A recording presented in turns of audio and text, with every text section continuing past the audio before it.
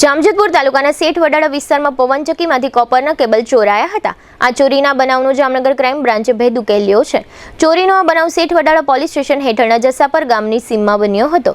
એલસીબીએ આ ચોરી સંબંધે 4 શખ્સોને ઝડપી લીધા છે। તેમની પાસેથી ચોરીમાં ગયેલા કોપર કેબલ ઉપરાંત વાહનો અને મોબાઈલ મળી કુલ ₹16.54 લાખનો મુદ્દામાલ કબજે લેવામાં આવ્યો છે।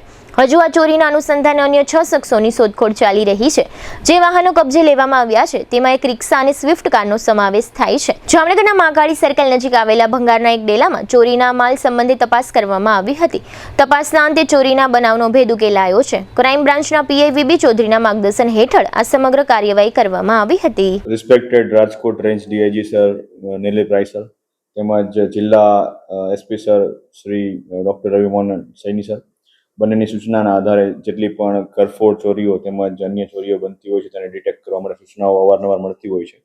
તેના અનુસંધાને ગત 24/7/2026ના રોજ શેઠ વડાળાથી જસાપરના રસ્તા ઉપર એક સુઝલોન કંપનીના એક માલ સામાનના કન્ટેનરમાંથી રાત્રિના સમયે તાળું તોડી અને કુલ 374 મીટર કોપરનો કેબલ જે વાયર હોય છે એની ચોરી થયેલી હતી, જેની કુલ કિંમત આશરે ₹10,84,600ની જે તે વખતે ચોરી થયેલી હતી।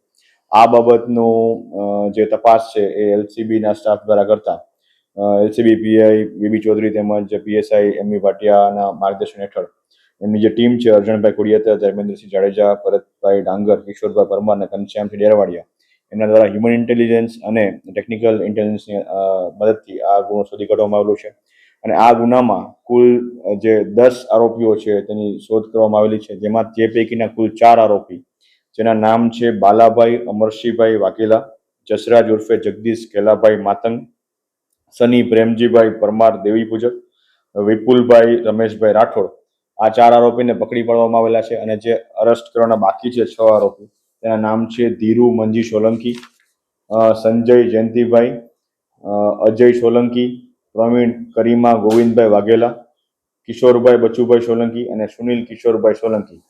અને આ જે પકડાયેલા આરોપીઓ છે તેમની પાસેથી જે મુદ્દામાલ કબજે કરવામાં આવેલો છે તેની વિગતમાં જે પ્લાસ્ટિકના બાચકામાં 10 જેમાં કોપર વાયર જે છે એને વજન કરતા 488 કિલોગ્રામ છે અને તેની કુલ કિંમત ₹10,73,600 છે।